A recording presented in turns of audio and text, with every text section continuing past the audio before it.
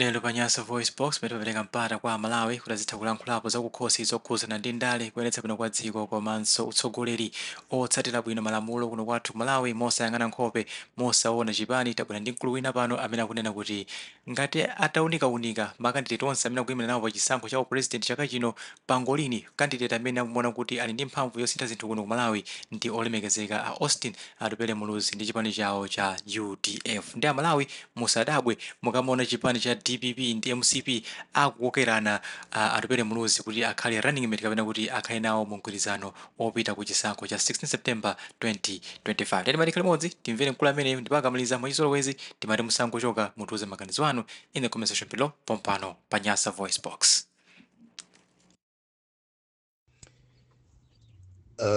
Komanso zikuonetsa kunena kuti makandideti aku Malawi Pangolin ndi Atupele Muluzi, whether you like it or not,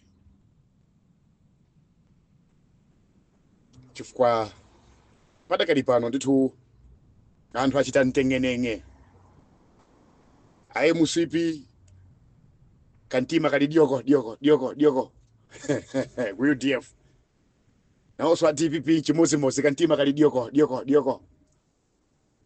ku UDF tikadapanga mgwirizano ndi amenewa.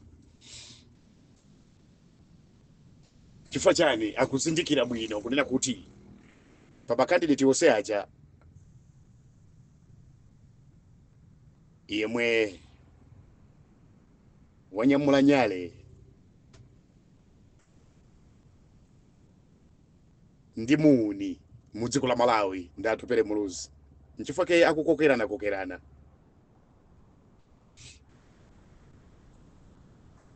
ayi dekani kumbali ya a DPP mukhale pansi ndi adindo aku DPP akufotokozereni bwinobwino zimene zidawapangitsa kuti mu 2020 muja atapanga mgwirizano awasire a UDF okha pa ground. Akufotokozereni bwinobwino nkhwidzi zimene adachita nthawi imene ija kuti mpaka masankho a 2020 tiruze. Kukhala a MCP dekani afuseni atsogoleri wanu chimene chidawapangitsa kuti adye mtedza wa mbewu chilima wa ku UTM chidawapangitsa nja adadya mtedza wa mbewu a MCP. Ndiye mukumafunisisa kuti mudzapangenso zija mudachita ndi chilima akathere kuchikangawa Atupele Muluzi.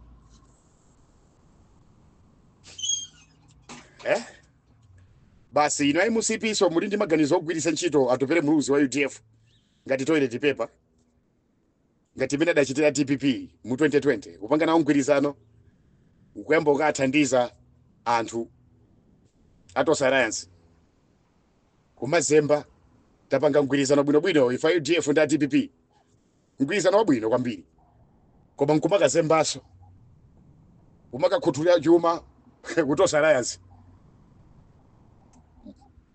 Tachosani maganizo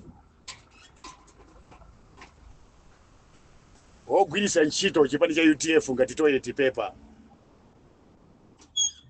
Wina aliyense ku Malawi akudziwa bwino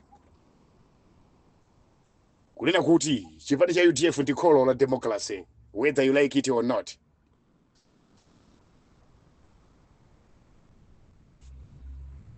Lero lino azitsogoleri anu azipani zanu sindi omwe adayambisa maphunziro aulere aja kuyamba ulipiritsa za mayeso ndalama mbali zonse ziwiri a DPP a MCP nonsenu chimozimozi zochita zanu. Tamusiyani Atupele Muluzi ndi chipani cha UDF musankokere ngati malaya.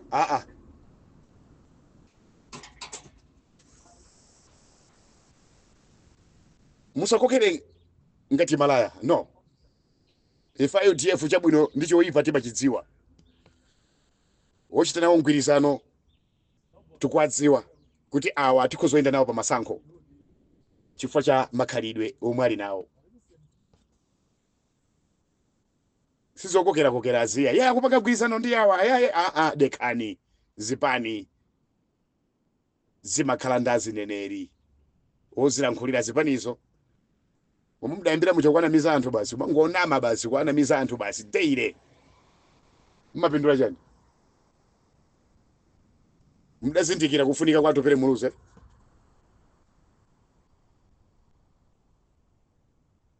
mudazindikira kufunika kwa Atupele Muluzi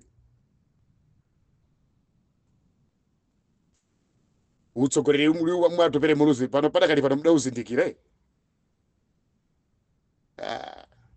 masomphenya amene ali mwa Atupele Muluzi mwazindikira kuti muzikokerana dekani msamanamiza anthu iyayi